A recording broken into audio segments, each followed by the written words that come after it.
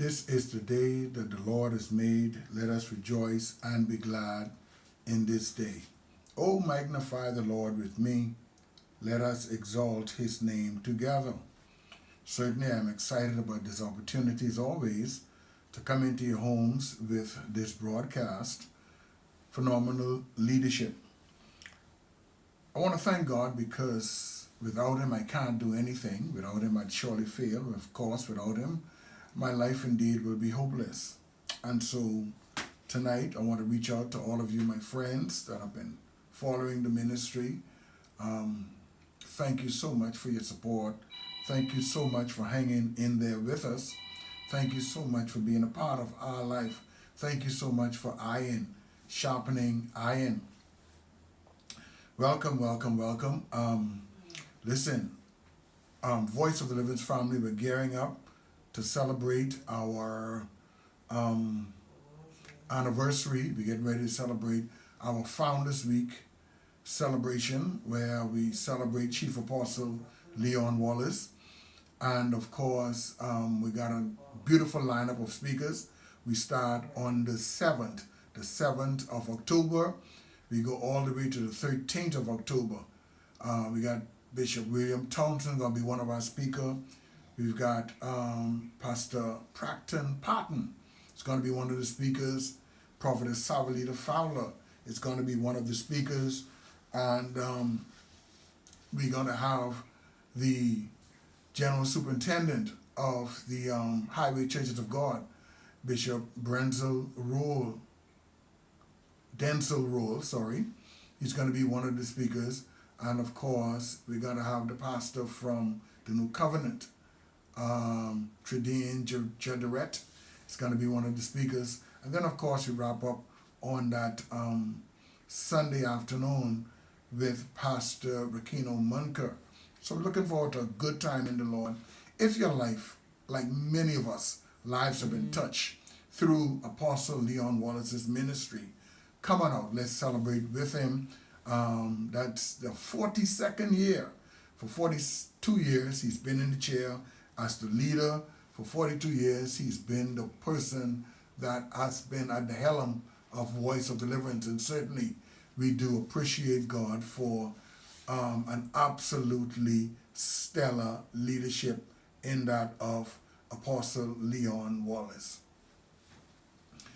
Well, coming up real soon, God is really blessed and God is really doing some great things in our life. The Bible declares that promotion, it comes from God. And so I'm going to be consecrated on the 24th of January 2025 at 7:30 p.m. Again, I'm inviting all of you, my friends, all of you whose lives have been touched, all of you have been watching the ministry, all of you that have been a part of the ministry. Not only pray for me, but if you can, reach out and come be a part of this very special time, this time of celebration for me, this time of being set aside for assignment.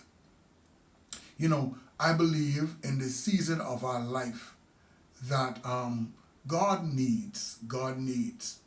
is looking for leaders with servant heart.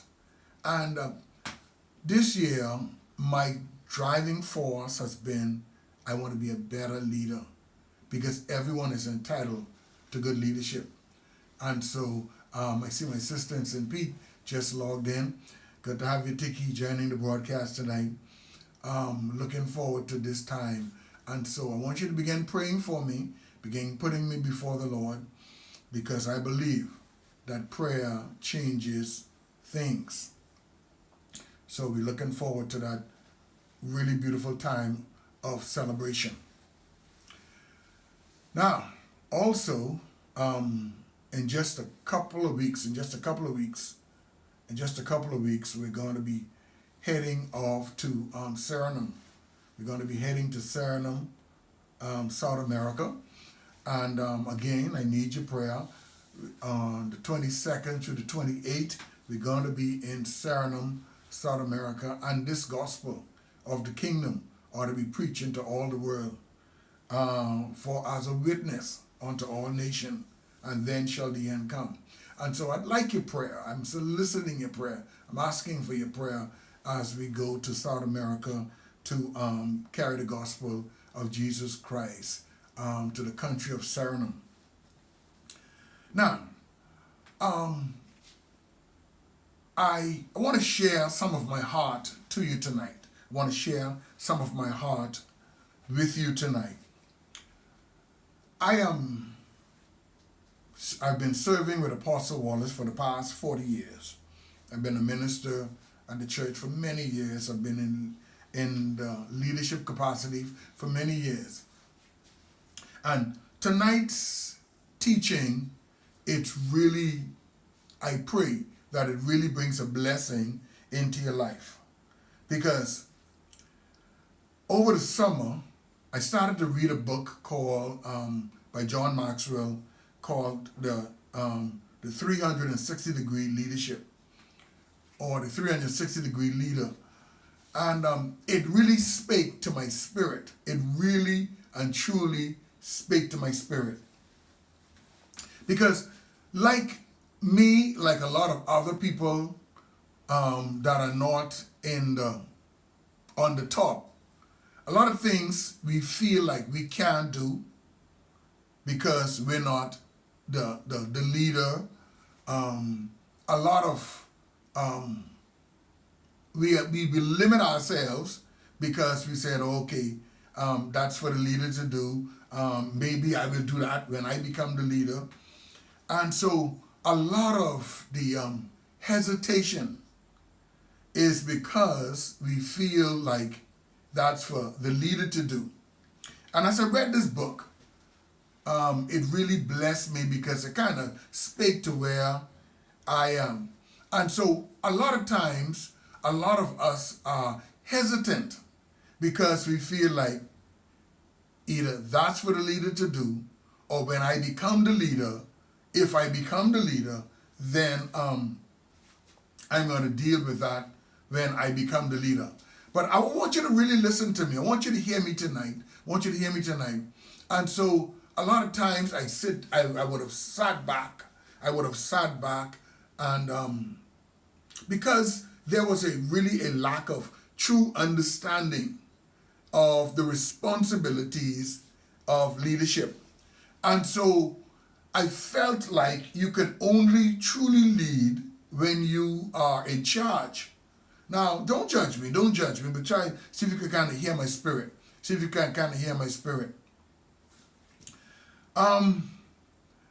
After reading this book, I come to understand that you can lead from wherever you are in a part of the team or ministry, because some of you may be in the business arena, or you may be in the religious arena like me. You can lead from wherever you are in the ministry, wherever you are in the company, whether you are right next to the top level of leadership, whether you're in the middle or whether you're at the bottom, wherever you are, you can lead. Now, leadership is not a place where you sit, but in fact, leadership is about the choice you make. Leadership is not where you sit. You know, you'll hear people say this. Okay, let's look at it this way. In January, I'm not becoming a leader. I'm getting a position.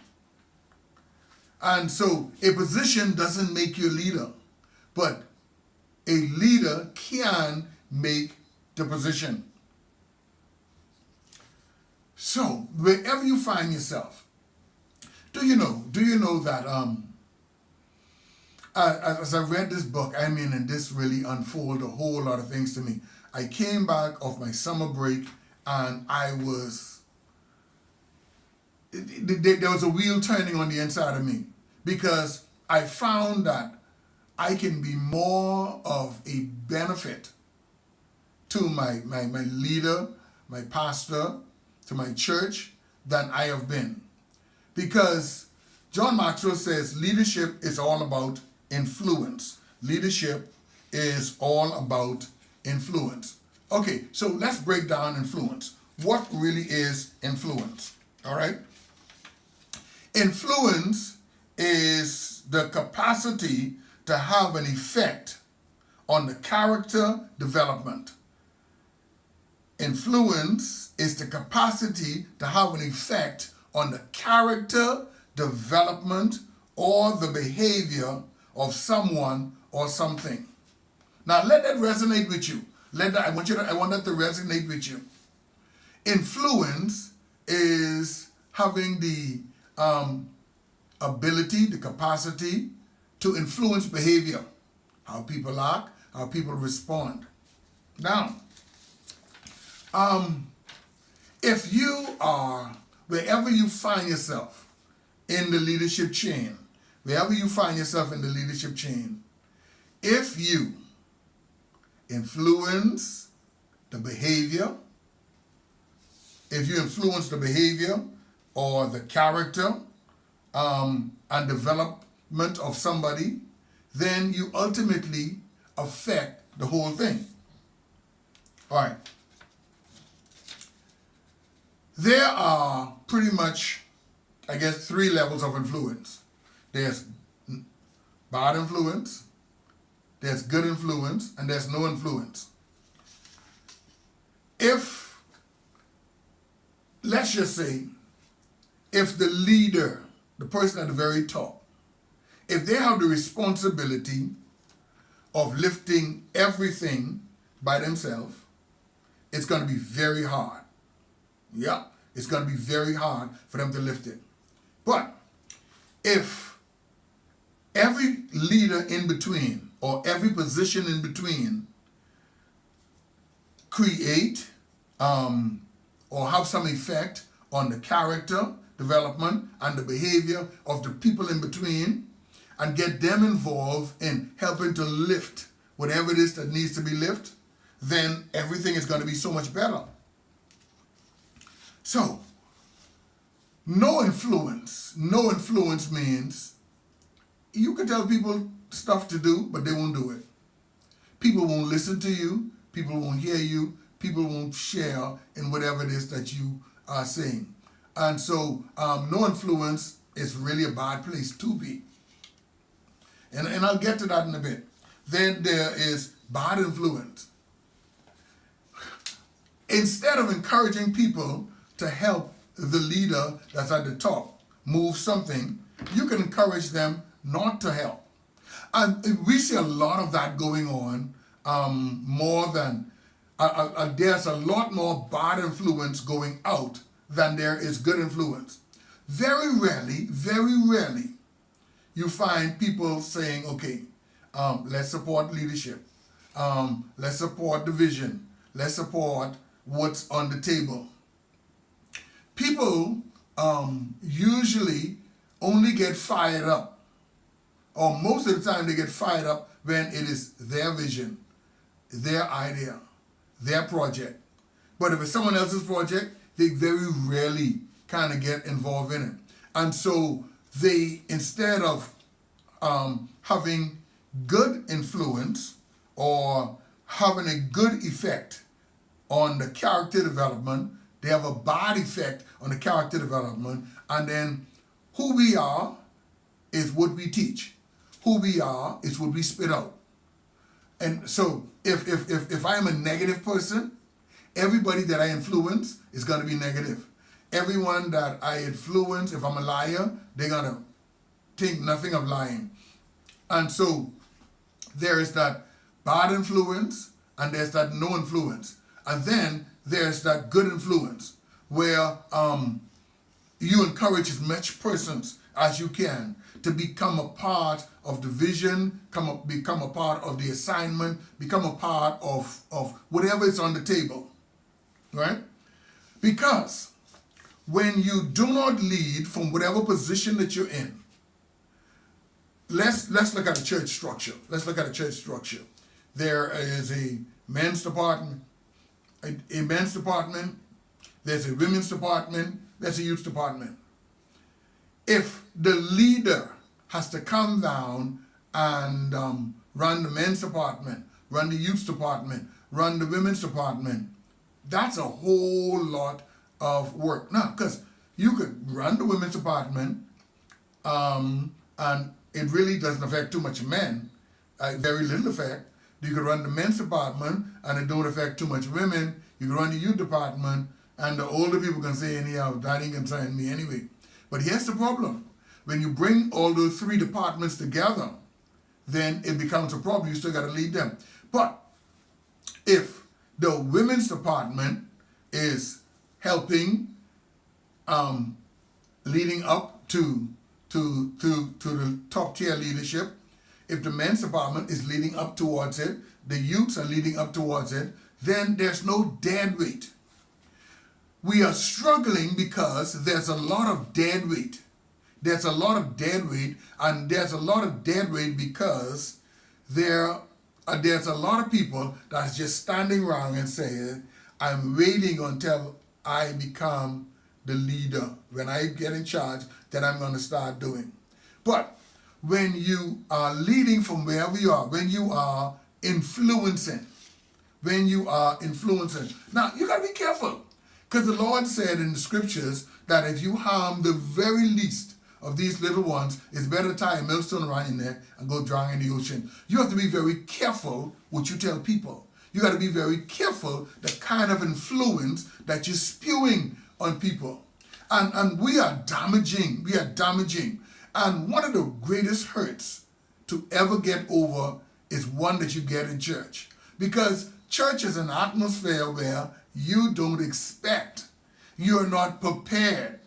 You don't bring no weapons to church because you don't expect that to be that kind of thing. You're not prepared for any argument because you don't expect that kind of thing in a church environment. But you got to be very careful of what type of influence that you're giving out, what type of influence that is being ministered on. Because when you open your mouth, when you act, you are either demonstrating good influence or bad influence or no influence.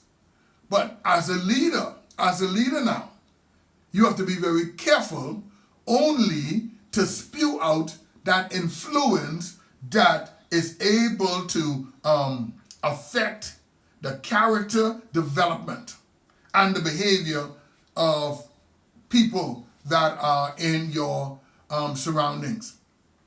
So I'm talking tonight about being able to lead from wherever you are in an organization.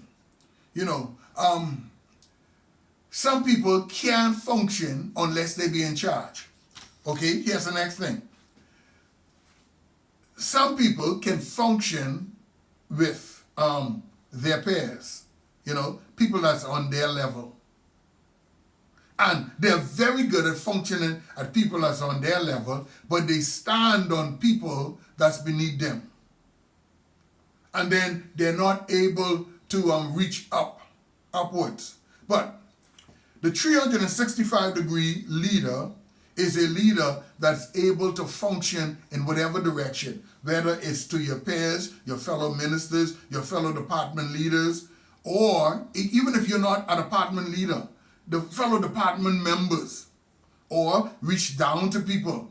Because there is a lot of people with the myth, and they feel like because I've got the title, I am the leader.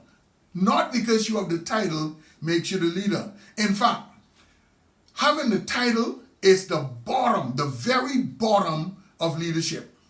Because it's a good place to start, but at the bottom of leadership is the title leader. The title leader. The lowest a leader can get is a titled leader. Because here's the thing. People follow leaders for one or two reasons.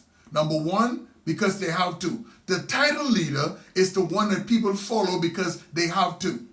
Because you can get in trouble if you don't do what the leader says. But when people follow you because they want to, that's a totally different level altogether. And so you have to be very careful. You have to be very careful to not stand with your hands full and say, I'm not going to do it because I am not the leader. Everyone has a responsibility of displaying or using that influence, right? Using that influence. Okay. One of the worst places to be is, and I was sharing with my wife I think it was last week, and I said to her, I'm so glad that I've turned in the trajectory that my life is going in. Because a lot of people said, I'm going to wait until I become before I start to prepare. I'm going to wait until I become before I start to prepare. If you wait until an opportunity comes before you prepare, you are too late for that opportunity. Remember David? If when David went to Saul and says he wants to go and fight Goliath, if he did not have already dealt with the lion and the bear, he would have no experience to bring to the king. But because he had already encountered the lion and the bear, he was able to say to the king, hey, I'm not no novice. I didn't kill a lion and a bear. In fact, I wrestled with them and I took back my father's sheep away from them. I'm talking tonight about leading from anywhere in the church. All right? We, as mid-level leaders, we have to become more benefit. We have to become more benefit to the top-level leader. A lot of churches suffer because everybody doing their own thing. The leader casts a vision, but the youth pastor can't get with that. So he just stands on the side. The women's leader can't understand how they fit. The men's leader can't see how they fit into the equation. But in order for it to become successful, everybody has to carry their dead weight. Because if the women's leader leave her dead weight for the youth to lift, and the youth leave their dead weight and the women's weight for the men to lift, it becomes heavy. And worse than that, if everyone just stands aside and said, well, I can't do nothing about it because I'm not the leader, then it becomes a problem. But a leader is a person of influence. And so if you have influence, then I break it down earlier. Influence is having the ability to affect the character development and the behavior of someone. If you're in leadership position, you must have the ability to affect the character and the behavior of people. What are you trying to cultivate? I'm trying to cultivate where people become obedient to the word of God and obedient to the direction that we're going on. Okay, watch this now.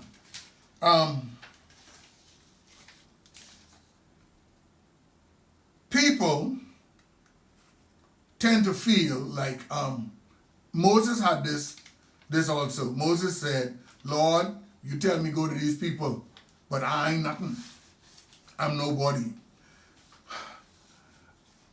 If you make somebody a minister because they feel that they cannot be influential unless they have a title, you just made one of the biggest mistakes that you could ever make.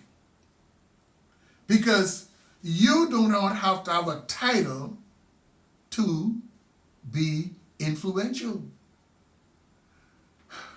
It is just as simple as encouraging somebody, making somebody feel good about themselves, making somebody feel like they can do something that they ordinarily feel like they could not have done. And so you got to be very careful not to see, a lot of people have the misunderstanding about leadership. A lot of people feel like at the head, and if there are pastors watching me tonight, you can identify with this. A lot of people feel like because you're in charge, you could do whatever you feel like doing, everything comes to you, and everything works out. Can I tell you this? The higher you go up the chain, the more responsibility you got, and chances are the less amount of things you're going to be at liberty to do. And guess what? Not because you're in charge, you could fix everything. There are some things that are going to happen that you can't fix.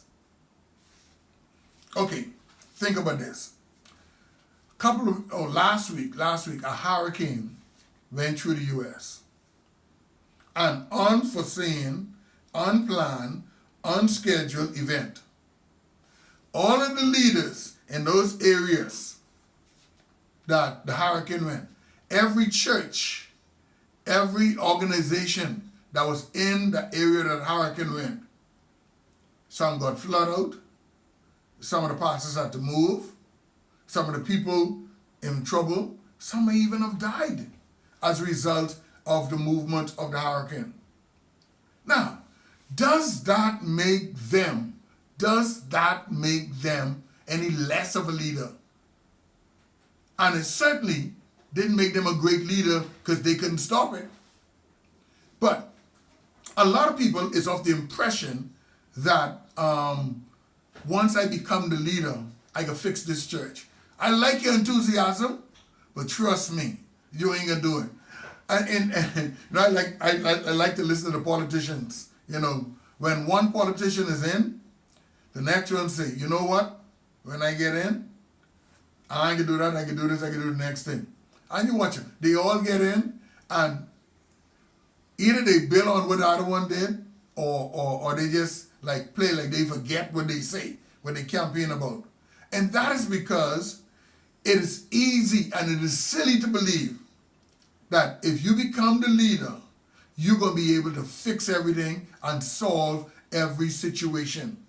So, I want to encourage you tonight to continue to work with your leader, work with the leadership team, work with what's on the table. Now, here's the thing. People do not buy into your vision until they buy into you. What do I mean? See, if people bought into your vision, it wouldn't matter. But people either going to get to like you, and if they don't like you, I don't care what you have to offer, they're not going to buy into it. So people buy into people. Now, if you've been working in the church beneath leadership, if you've been working from a different perspective, if you've been an usher, you've been a bus driver, you've been a deacon, you've been a minister, you've worked your way, and so you develop relationship, then it becomes easier for people to buy into because they know what you're capable of doing. But a lot of times we feel like, oh, when I become the leader, people are going to automatically accept my vision. No. If they don't like you, they're not going to accept your vision. I have seen people became prime ministers in our country, and there are some people who don't like them from before they even spoke. Before they was elected, they didn't like them, and they went the whole 5 years, and they still don't like them. So it is important that you create influence as a leader. When you create influence, then people will buy into you before they buy into whatever vision it is that you have. So I want to encourage you. Wherever you are, you may be an usher at the door. It takes so much from the leader to come to the door and greet the people. If you're there, greet the people, and as you pass them on to the usher to take them to their seat, and another greeting in the service, people feel the warmth and the welcome, because it's important. You can lead from wherever you are in the ministry. You don't have to be on the top. Could you imagine you fold your hand until you get to the top? That's when I'm going to start doing something. When I get to the top. Can I tell you this? If the average person feels like they can only make a difference at the top, let me share some bad news with you. Not all of us can make it to the top. How many companies do you see have 3 or 2 heads? All right. So if the company has 500 people and on 500 of them is trying to get to the top, that's going to be a problem. Now, what is more important, not trying to get to the top of the organization, but get to the top of your game. That's a whole lot easier. Be the best version of yourself. And when you become the best version of yourself, then you benefit. You benefit the totem pole that leads right up to the top. And as you work your way up to the top, then everything is going to be all right because you've shared that influence. You have shared that ability that helps people, that develops. You've shared that ability that develops character and behavior. Your influence can develop character and behavior. So, Pastor, where is the best place for me to start in the chain of command? Wherever you are. Wherever you are, you make your influence felt. Wherever you are. Whether you're on the bottom, you make your influence go up. You make sure people on the side of you are comfortable. Make sure the people above you is not afraid of you. We've been talking tonight, as I bring this to a close, we've been talking tonight. I've read a book by John Maxwell called The 360-Degree Leadership.